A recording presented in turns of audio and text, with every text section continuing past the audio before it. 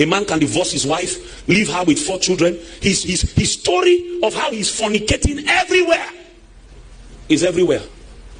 But somebody who is a father of the faith will come and do his wedding. And somebody who we claim has grown, that is a shepherd over sheep, is dancing in his wedding to the sounds of Babylon. We need to ask him, what water pioneered this tree?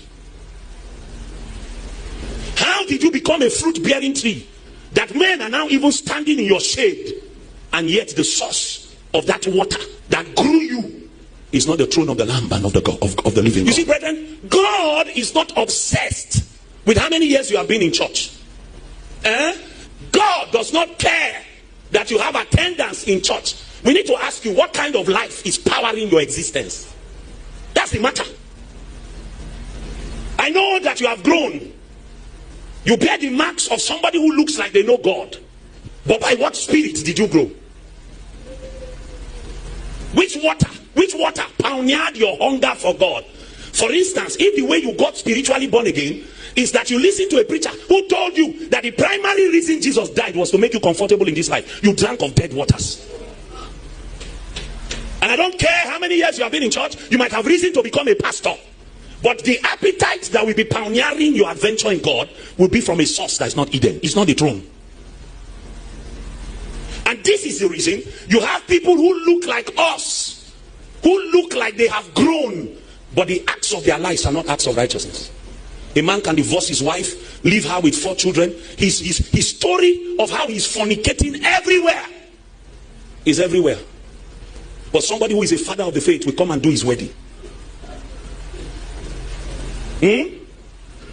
And somebody who we claim has grown, that is a shepherd over sheep, is dancing in his wedding to the sounds of Babylon. We need to ask him, what water pioneered this tree? How did you become a fruit-bearing tree that men are now even standing in your shade, and yet the source of that water that grew you is not the throne of the Lamb and of the living God? How did you get there? Because it is possible. You see, God's obsession is not just your growth, it is the life that pioneered it. How did you grow? How did you become like this? So see the way Paul puts it. Paul said, my little children, of whom I travel as in bed, until Christ be formed in you. Until. A preacher with a laugh be telling people that God is not the way maker. God is not the way maker. As the way, when you now came to Jesus, you have now become the way. You have become the way. What blasphemy. And you see, the truth about life, matters of life, is that you can hide your source for a while. You can't hide it forever. Certain situations will arise that will reveal that you never came from the throne. They will reveal it. They will reveal your true intent. They leave you with a young lady for some time. All of a sudden we will find out that there is a fountain still piping within your vessel that does not know the boundaries that exist in the relationship between the opposite sexes. You can touch breast and come and sing. You can kiss people that you are not married to and come and shout Hosanna. Because you are powered by a strange river. But it's not yet obvious because you still look like you are growing. Dirty water serve, they quench fire. Dirty water. It they quench fire.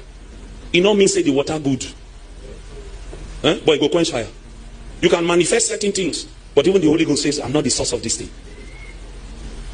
We have come in the day where we need to conduct source tests before we give people microphones to lead prayer. Because know where we are coming from. Everything we give birth after is kind. A man that has given himself to idolatry, his heart is possessed by idols. That man can minister you into idolatry. That's why men like me cry. Because if the fountain is not from the fountain of living waters, then a generation is in trouble.